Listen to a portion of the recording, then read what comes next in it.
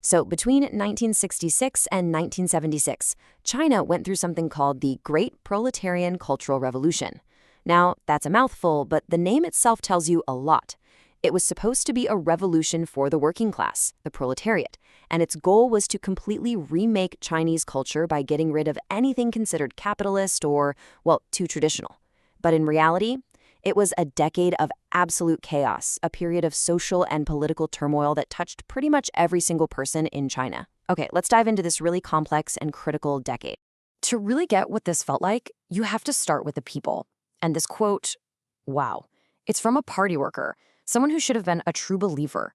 It just perfectly captures that gut-wrenching moment when millions realized that the system they dedicated their lives to was actually turning on itself, and the results were just devastating. All right, here's how we're going to break this down. We'll kick things off with a quick overview of this decade of turmoil. Then, we're going to dig into the effects in three key areas: the political and social breakdown, the economic and cultural collapse, and of course, the devastating human cost. And we'll wrap up by looking at the big debate that still rages today around Mao's complicated legacy. Yeah, this was so much more than just a political campaign. It was a decade of pure chaos that completely reshaped the country. And to understand how it all happened, we're going to start by looking at how it just tore apart the very fabric of China's government and its society. So let's jump right into the political and social chaos, because that's really where the main battles of the revolution were fought. Now, Mao's stated goal was to purge these so-called impurities from the party and from society. But what happened in reality was that this purge just spiraled completely out of control. Now, what's just wild about this is the sheer scale of the chaos inside the government. The Chinese Communist Party, the very organization that was supposed to be in control, basically turned on itself. Get this, an incredible 90% of its members were attacked in some way. This wasn't just some political shakeup, it was a total shattering of the ruling class that exposed all these bitter rivalries and absolutely destroyed people's trust in their leaders.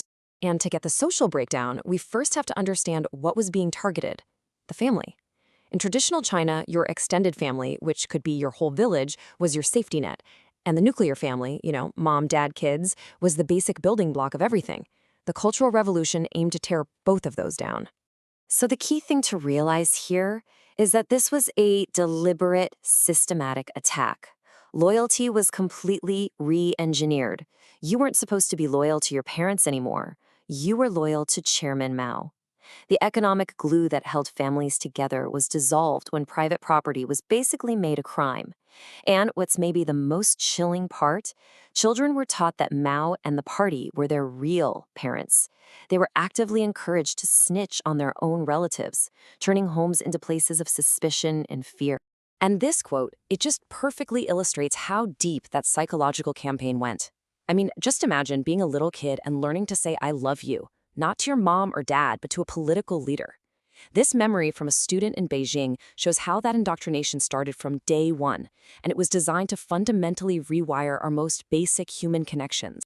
So as you can probably guess, all this political and social chaos didn't happen in a vacuum. It inevitably spilled over, leading to this catastrophic collapse of the nation's economy and the almost total destruction of its incredibly rich cultural heritage. China was, in so many ways, sent spiraling backwards.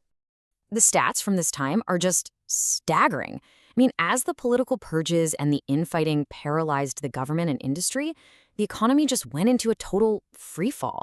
In 1968 alone, industrial production dropped by almost 14%. And you see the same thing in heavy industry. Steel, which is always a key sign of a nation's strength, saw its output just plummet by 4 million tons. Why? Because factories were in chaos and production just ground to a halt. And of course, if you can't make stuff, you can't move stuff. Rail freight, which is literally the lifeblood of an economy that size, saw a massive drop of 134 million tons. And that's not just a number on a page. That represents a fundamental breakdown of the entire national infrastructure. It crippled supply chains all across the country. So while the economy is collapsing, Mao's wife, Jiang Qing, is leading this fanatical campaign of cultural purification. She put in place this system of absolute censorship, banning pretty much everything. We're talking everything from Western music to traditional Chinese opera.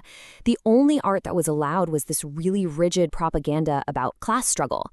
And if you were an artist, a writer, or musician who didn't play along, You were sent off to brutal labor camps, creating this total intellectual and artistic wasteland. And maybe the cultural impact that lasted the longest was on education. You can see from this table that even though universities technically still existed, they were pretty much shut down for years. And get this, between 1966 and 1970, an incredible 130 million young people had their education just stopped. This created what many people now call China's lost generation. So, we've looked at the big policies and the staggering numbers, but now we have to confront the immense human suffering. The Cultural Revolution wasn't some abstract historical event.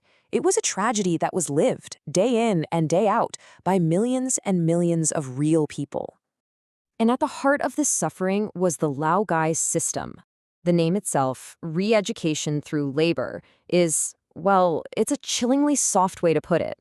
The state claimed these camps were for reforming people's minds, but in reality, they were brutal prisons designed for one thing: to crush the human spirit through punishment. The sheer scale of it is just hard to wrap your head around. On average, 10 million people were locked up in these camps every single year of Mao's rule. It's like a whole hidden nation of prisoners existed inside of China. And life inside was an absolute nightmare. The camps were deliberately built in the harshest, most remote parts of China. Prisoners were forced to do this dehumanizing, back-breaking labor on starvation-level rations while facing constant physical and psychological torture. The goal was simple: to break them. And the cost was unbelievable. An estimated 25 million people died in these camps. But it's important to understand that this period wasn't just about destruction. With all the old systems just completely shattered, some really radical new ideas popped up from the chaos. One of the most famous was the barefoot doctors. These were teams of medics who got just 6 months of training and were then sent out into the countryside to provide a really basic form of healthcare. And you know what? This policy actually had a real impact. Over 1 million of these new doctors were trained, and they brought free, basic medical care to rural areas that had never had anything like it before. But we have to be really clear here. Their training was way too basic for any serious medical problems.